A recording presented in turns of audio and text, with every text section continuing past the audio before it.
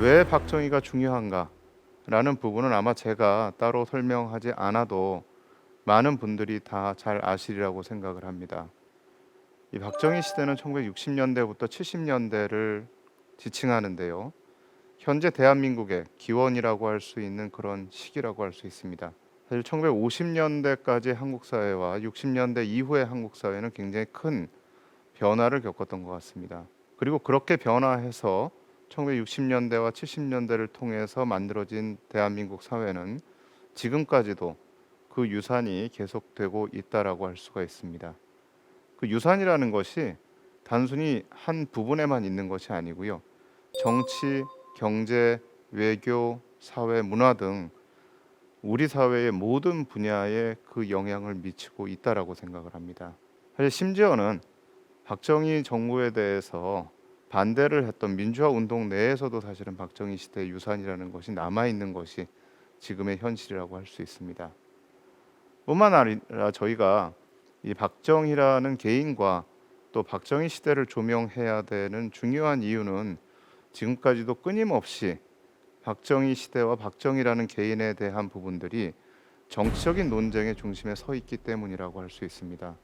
그렇기 때문에 이 시대를 객관적으로 조명을 하는 것은 현재 대한민국의 기원을 살펴보면서 또 우리가 이 역사적인 부분들을 정치적인 논쟁에 매몰되지 않고 객관적으로 바라볼 수 있는 그런 기초를 마련할 수 있는 부분이라고 생각을 합니다.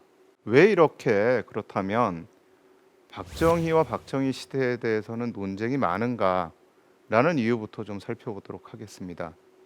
박정희라는 개인이 대통령으로 있었던 그 시대는 너무나 다양한 면모를 보여준 시대였다라고 할 수가 있습니다.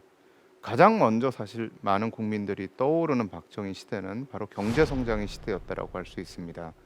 이 시대에 있었던 경제 성장이라는 부분들은 박정희 시대를 대표하는 가장 중요한 키워드라고 할 수가 있습니다. 특히 수출 주도형 어떤 경제 성장을 통해서 100억 불 수출을 달성을 했고 경공업과 농업이 중심이었던 사회가 중화학공업이 중심이 된 사회로 바뀌었다라는 것은 아주 상징적으로 남아있는 그런 특징이라고 할 수가 있겠습니다. 또 그런 와중에서도 많은 이 사회간접 자본에 대한 그런 개발이 있었고요. 경부고속도로로 대표됐듯이 국토 개발을 위한 다양한 그런 움직임들이 진행되었습니다. 그리고 새마을 운동으로 대표되는 어떤 이 농촌에서의 이 농업을 진흥하기 위한 것도 중요한 어떤 기억으로 남아 있는 시대라고 할 수가 있습니다. 반면에 이 시대에 급속하게 사회 경제적인 개발이 이루어지면서 또 다양한 부작용도 나타났던 것 같습니다. 사실 세운상가라고 하는 것은 서울의 이제 청계천 위에 세워진 근대적인 상가로서 도시 개발의 굉장히 상징적인 그런 어떤 건물이라고 할 수 있습니다만 사실 그렇게 도시를 급속하게 개발하는 과정에서 나타난 부작용도 만만치 않았던 것 같습니다. 왼쪽 위에 있는 사진은 광주 대단지 사건이라는 사건인데요. 그러니까 도시를 개발하는 과정에서 도심에서 쫓겨난 도시 빈민들이 지금의 이제 성남 지역인 광주에 강제로 이주가 된 적이 있습니다. 근데 사실은 사람들이 거주하기는 힘든 그런 어떤 인프라가 제대로 갖추어지지 않은 지역에 강제로 사람들을 이주를 시킴으로써 그 지역에서 폭동이 일어났던 사건이 있었습니다.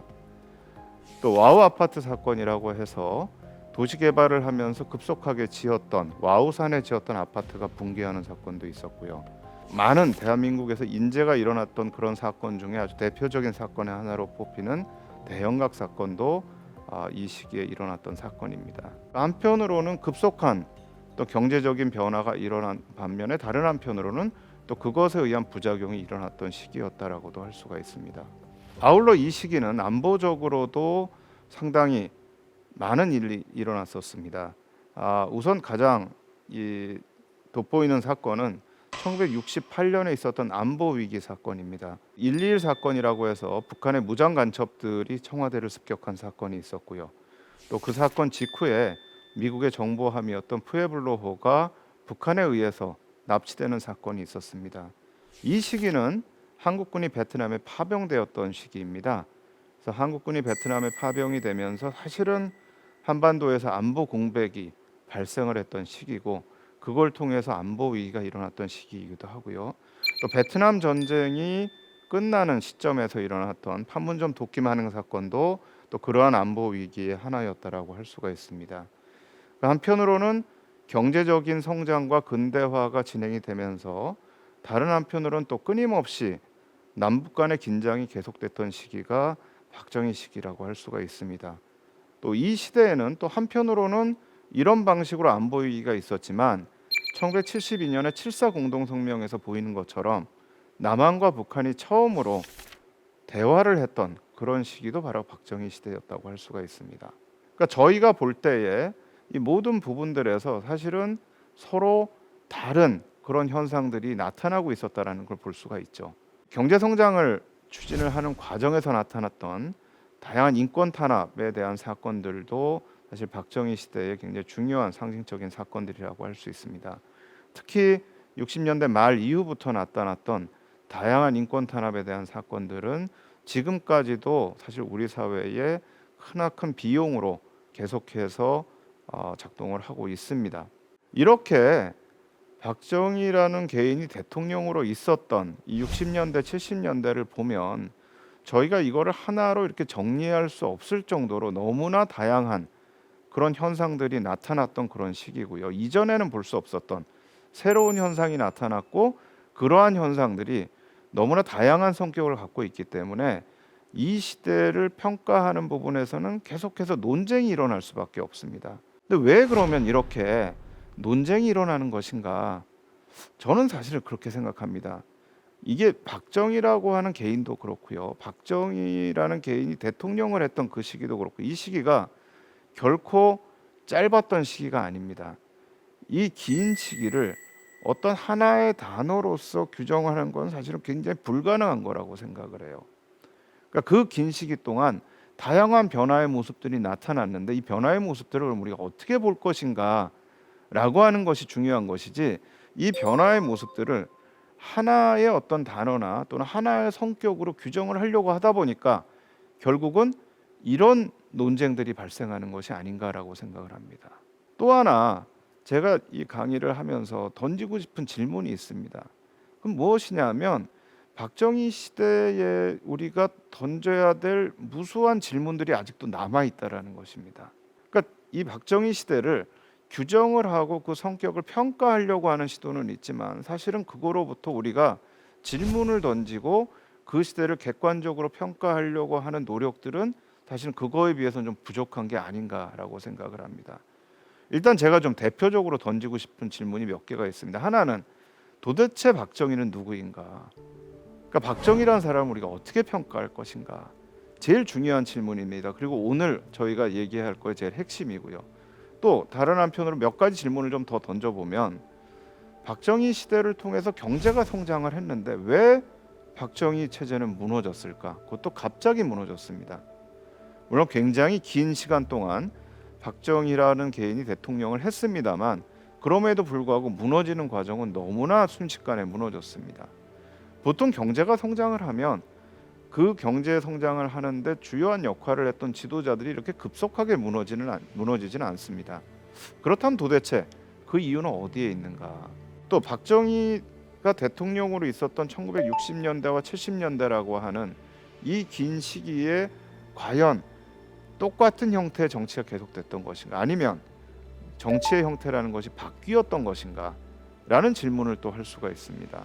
그리고 마지막으로 그럼 우리는 그렇다면 박정희 시대로부터 어떤 교훈을 얻을 것인가? 라는 질문들을 저는 좀 할 수가 있고요. 또 이 질문들에 우리가 답을 해야만 이 시기에 대해서 객관적이고 정확하게 볼 수 있는 것이 아닌가라고 생각을 합니다. 우선 저는 이러한 질문에 답을 하기 위해서 박정희라고 하는 개인에서부터 한번 접근을 해보려고 합니다. 사실 이 박정희라는 개인에 대해서 평가를 하면서 제가 우선 첫 번째로는 좀 전제로 말씀드리고 싶은 게 있습니다. 제가 역사를 하면서요 그런 질문을 많이 받습니다. 어떤 한 인물을 갖다 놓고 그 사람은 도대체 어떤 사람입니까? 라는 질문을 받습니다. 그러니까 많은 분들은 어떤 한 인물에 대해서 그분을 한 단어나 한 문장으로 정의해 주기를 원합니다. 그러니까 예컨대 김구는 어떤 인물입니까? 라고 물어보는 경우가 있습니다. 그럼 이제 아주 뭐 고민을 안 하고 말씀하시는 분은 그는 애국자다라고 얘기를 합니다. 근데 사실은 이 세상에 애국자가 아닌 지도자가 어디 있겠습니까?